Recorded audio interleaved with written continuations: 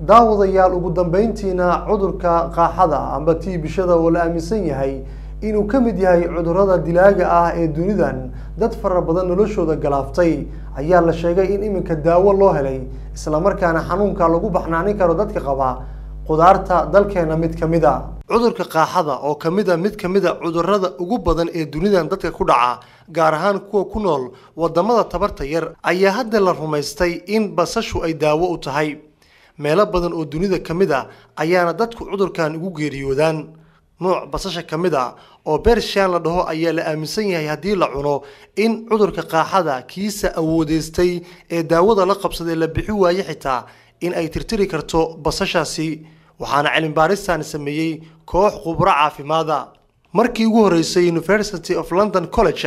ayaa cilmi baarista lagu sameeyay waxaana lagu guuleystay in cudurka qaaxada nooca basasha ay u wanaagsan tahay wadamada ugu badan ee laga isticmaalo basasha noocaas ah ee Persianka waxay noqonayaan Iran iyo kuwa kale waxaana la rumaysan yahay in qaybo kamid ah qaaradda Afrika basashaasi laga cuno warbixinta ayaa sidoo kale waxa lagu xusay inay tahay mid bilaab oo aan dhameystireen balse baaritaano kale ay u sii dhiman yihiin si